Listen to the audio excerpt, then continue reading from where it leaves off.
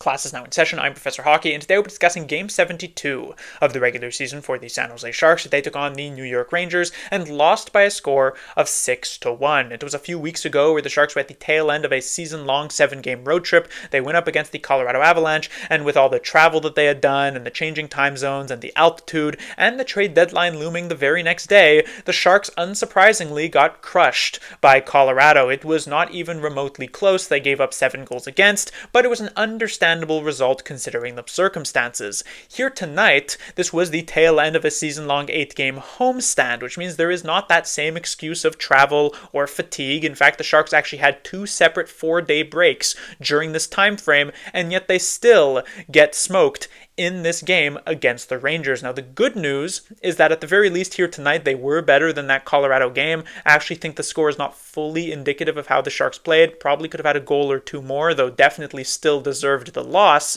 But the bad news here is that it is expected to lose to the Avalanche, who are a playoff-bound Stanley Cup contender. The Rangers, on the other hand, a lot more middle-of-the-pack, mediocre. Yeah, they do find themselves currently in a playoff spot, the second wildcard spot in the Eastern Conference, but that is mostly kind of by default. Many of the other teams racing for this position have just been constantly shooting themselves in the foot. The Canadiens, the Red Wings, the Islanders, and the Blue Jackets just all saying, I don't really want this position, and just losing over and over again. So because the Rangers have played a couple more games, they do at the moment have a foot in the door, but who's to say that they actually hold on to it? The point being, the Sharks could have had a real chance of being at least competitive here tonight. In fact, in their last 10 games, they are 5-5. This is a 500 record, which for most teams isn't great, but for the Sharks is one of their best stretches of the season, and yet they still end up getting beat up here in this game. And it starts off, and it really gets amplified here in this first period, where it is by far the worst 20-minute stretch of the game for the Sharks. They are not even remotely competitive here against this Rangers team. The Rangers looking like the Rangers of last season when they won the President's Trophy, just dominating the Sharks over and over again. They score a couple of goals here. The first one from Panarin, a mistake by the Sharks that we were seeing a lot from them back in the early parts of this season when they were learning the new system of Ryan Warsofsky. This type of defensive zone breakdown has been more rare as of late, but it happens here to make it 1-0, and then Panarin again makes it 2-0. That is the score after the first period. In the second period, the Sharks actually do improve and get some chances for themselves. They actually look pretty decent in this middle frame. Unfortunately for them, however, they get stonewalled by their old nemesis, former Los Angeles Kings starting goaltender Jonathan Quick. Quick and the Sharks had some real battles there in the early to mid 2010s. The Sharks got the better of him a couple times in 2011 and 2016. The Kings and Jonathan Quick got the better of the Sharks in 2013 and especially in 2014 when they would reverse sweep San Jose on their way to a Stanley Cup. And in the twilight of his career here, now backing up the Rangers there, backing up Igor Shesterkin, he gets perhaps the last laugh and manages to play a really good game here tonight, keeps the Sharks off the boards for most of this game, and it is Adam Fox who scores the only goal of that middle frame to make it 3-0. The third period rolls around and you're thinking perhaps the Sharks could make a comeback. Their second period was decent enough and they're starting the third on a power play, but not the case. They don't score, and it is Brodzinski who makes it 4-0. That pretty much put the game away, and then when Fox made it 5-0, that definitely put the game away, and at that point you're just hoping to further stave off any more embarrassment. The Sharks would get one more power play opportunity with about 3.5 to go, but what would end up happening here is that the Sharks would actually give up a shorthanded goal to Trocheck. That would make it 6-0. Then a shorthanded breakaway chance to Zibanejad just like 20 seconds later. That could have made it 7-0, but instead Georgiev does come up with the big save, and the Sharks go the other way where they do score their only goal of the night. That one comes from Cam Lund. In just his second career game, he scores his first career goal, and you're hoping that this would be like more of a memorable moment. You can only get one first career NHL goal, obviously, and it comes in a game in which it turns a 6-0 deficit into a 6-1 deficit with 2 minutes to go on the clock. This wasn't even a situation in which Cam Lund really gets to enjoy it. You can see that he doesn't celebrate. There's not really much excitement there. It's definitely a rough situation. Compare that to, let's say, Macklin Celebrini's first career goal back right at the beginning of the season. The excitement there in that first period that made it 1-0 San Jose, that's the type of first goal you want to have. Hopefully, while this is going to be still a depressing outcome, the team can really kind of rally around Cam Lund and give him the congratulations that he does deserve. Scoring a goal in the NHL is not easy. Doing so in your second career game is even more difficult. So props to him. Before we move on to the players to talk about, we do have, of course, the standings update that I will be doing here until the end of the season. The Sharks and the Chicago Blackhawks. San Jose does lose here tonight, as we know. They remain at 49 points with 10 games remaining on the schedule. Chicago was not in action here tonight, but they did play yesterday against Vegas, a game in which I expected them to lose, but they actually kept it rather close. It looked like they would be heading to overtime in a 3-3 tie game, but they get called on a pretty weak penalty. The Golden Knights take advantage and end up winning that one. So the Hawks remain at 51 points, 2 ahead of the Sharks, still holding that tiebreaker with 9 games remaining on their schedule.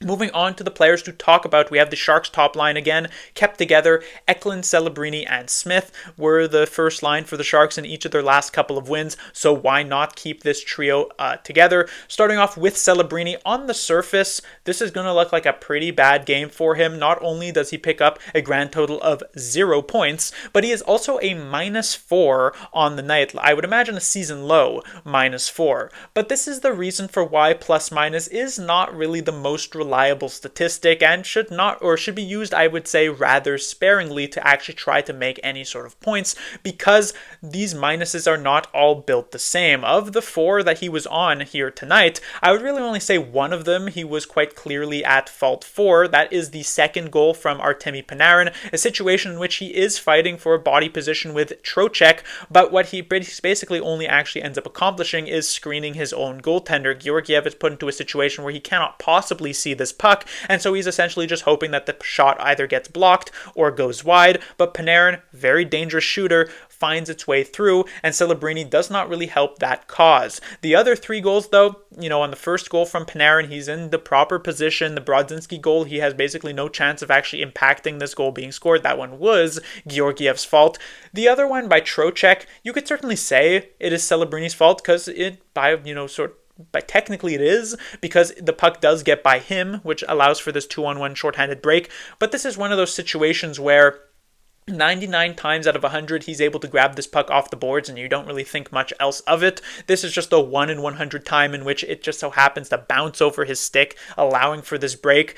Yes, you could say, oh, Celebrini needs to be better there, but it's just a little bit of a bad luck break. And so -4, I don't think it's fully indicative of a game. Yes, offensively, Celebrini didn't really accomplish much here tonight, but defensively, I actually thought he tracked back rather well, interrupted plays pretty well, and all in all was somewhat defensively responsible. It was certainly a better game than, let's say, a week ago that he had against the Carolina Hurricanes. That was definitely one of his worst of the season. This is a little bit more middle of the pack, where there wasn't a lot of bright, high moments for him, but I thought he was okay.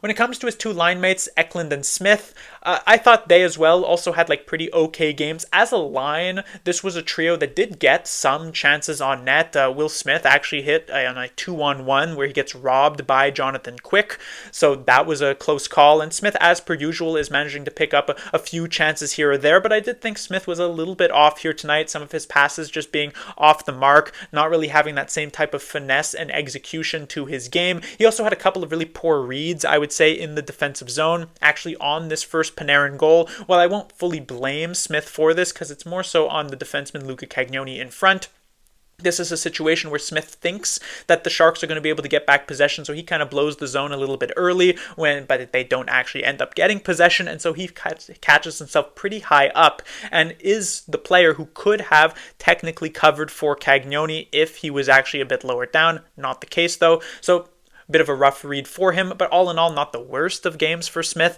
And then when it comes to Eklund, didn't manage to get those kind of lucky goals that he had against Carolina or Toronto, but those aren't really ones that you would expect to be particularly replicable.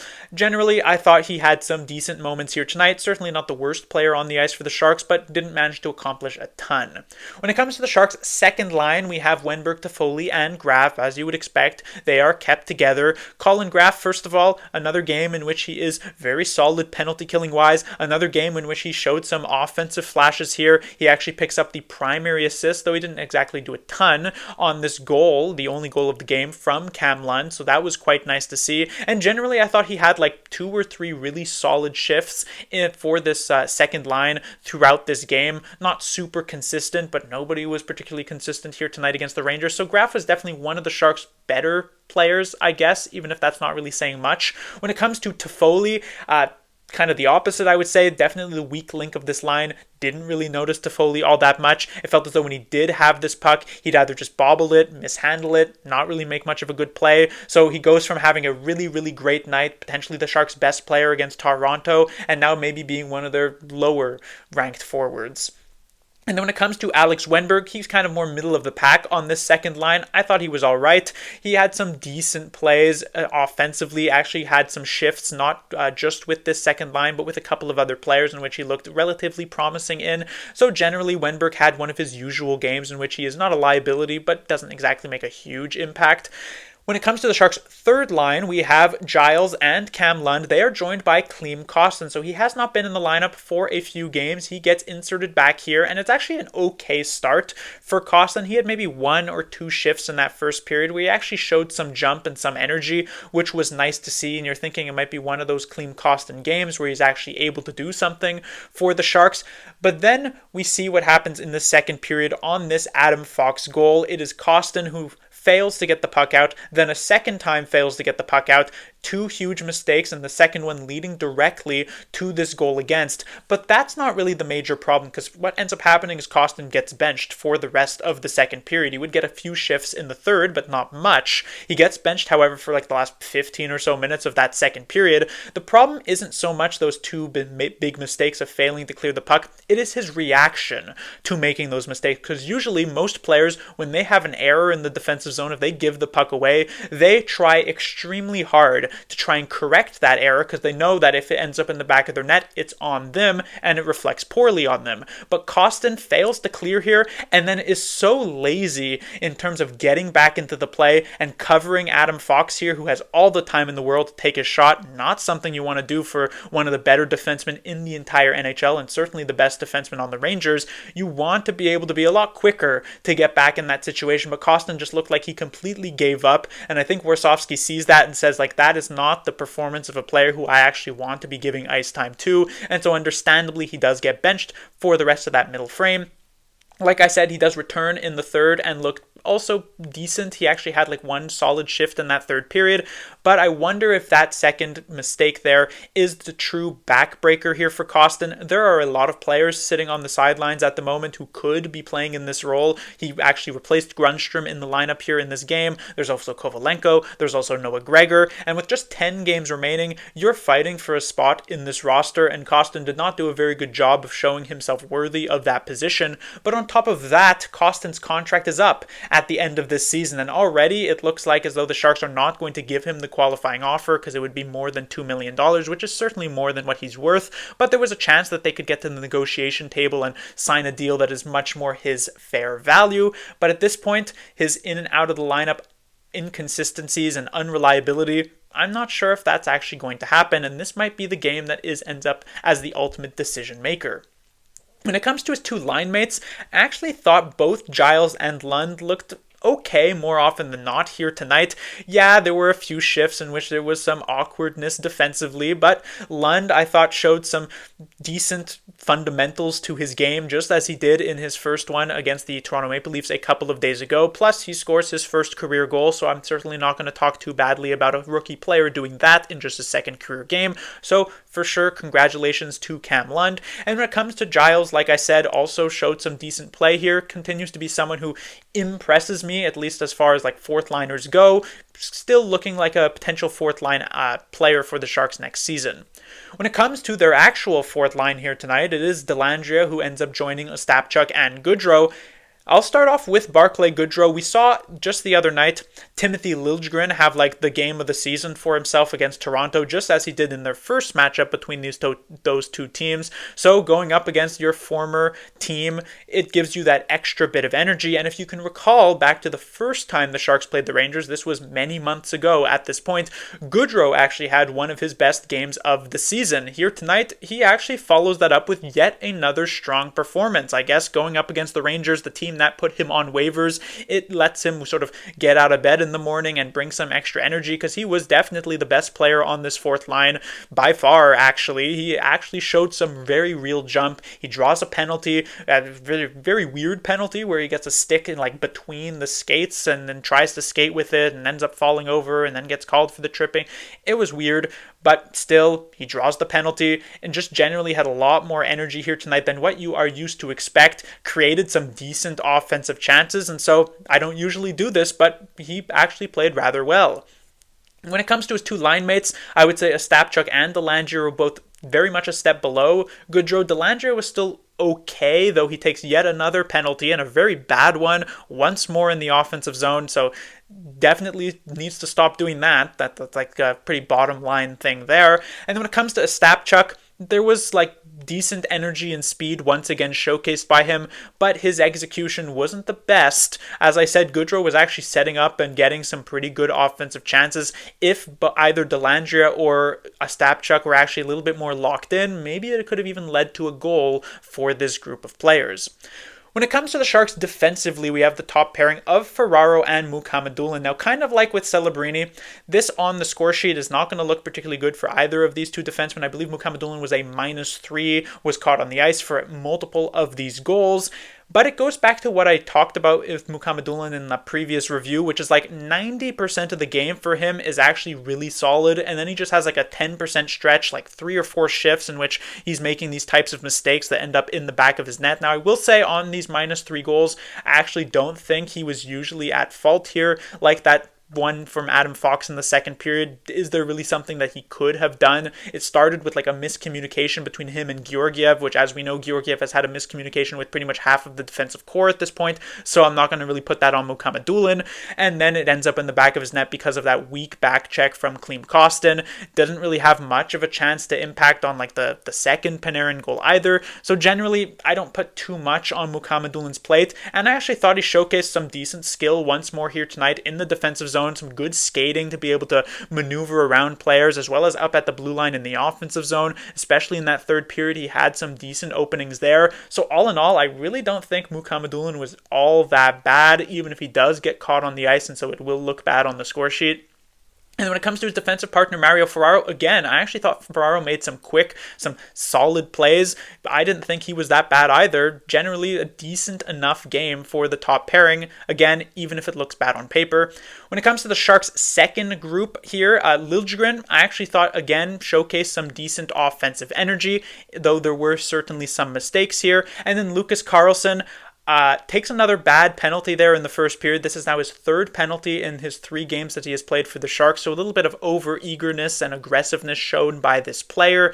That's something that needs to be corrected, just as I said about Ty Dellandrea. He had some moments, like once in which he tried to sneak in there offensively to get a decent chance on the back door, kind of like what he did against Toronto a couple of days ago, but more often than not, you didn't really notice him too positively from an offensive standpoint, but I didn't think he was terrible defensively either. And then when it comes to the Sharks' third defensive pairing, we have Cagnoni with Schultz. No Vincent Desharnais here tonight. He is injured. I don't know how long that will be. Perhaps he will be back tomorrow, perhaps not. Actually, I think I heard he wasn't going to be traveling with the Sharks, so I guess he won't be back for the next couple of games. And so Schultz is in the lineup at the moment. He barely played, got about 10 minutes of ice time. I didn't think he was necessarily terrible during that, but again, it was a very, very small sample size. And then when it comes to Cagnoni, very rough start to the game for Cagnoni. He was very much at fault for that first goal scored by the Rangers. I had mentioned earlier on that we haven't really seen these types of huge defensive lapses for the Sharks all that often recently, simply because players have begun to understand the system and how to trade off and